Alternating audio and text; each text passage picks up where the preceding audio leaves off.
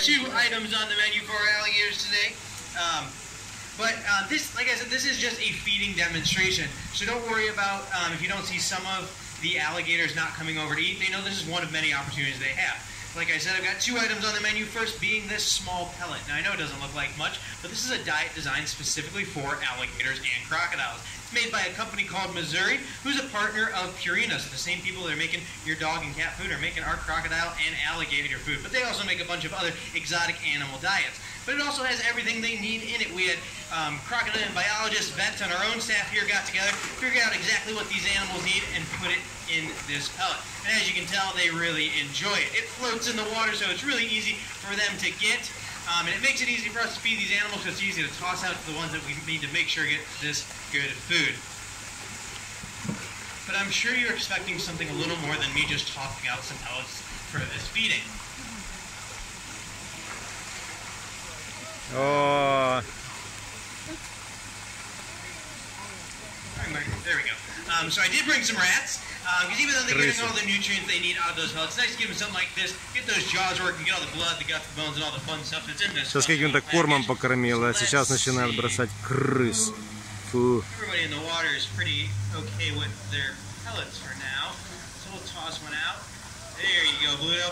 So now watch when he's eating that. It looks like he's chewing, but he's not doing. Oh, and he dropped it.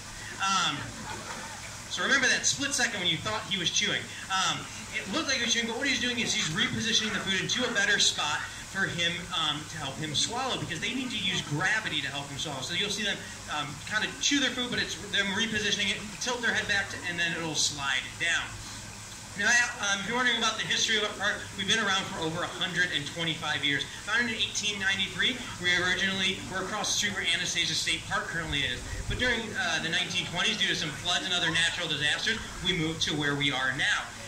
And then in 1937, we were purchased by the Drisdale family, and they helped grow this park into what it is today. Went from just having American alligators to 24 different species of crocodilians, other reptiles, and the birds and mammals that you see out there today. But during that time, we've been focused on the highest standards of animal care, education, and the bigger picture of wildlife conservation. And you can help too. Small changes make a big difference. So please feel free to talk to us or check out our website online to find out how.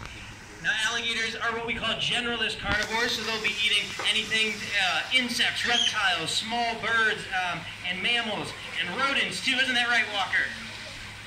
Yeah, you like rodents. And if you're a large alligator, like the ones you see in here, getting 11, 12, even 13 feet, you're going to eat something like a large deer. But they can't chew like we can. Their mouths only open and close. They don't grind together to help with chewing. And their teeth aren't built for it either. They have 70 to 80 conical teeth in their mouth used for puncturing and holding on to prey, not shredding or tearing like you might see in sharks or Komodo dragon. So they've got to use a little bit of a different way to get those large animals into more bite-sized pieces. And that's when they use what media has dubbed the death roll.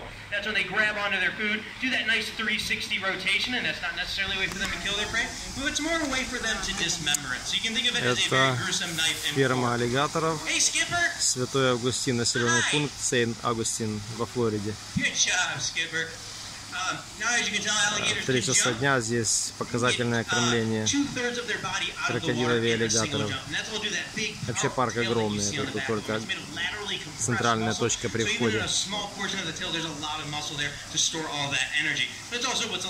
Ну все, крысами покормили, он уже один уходит.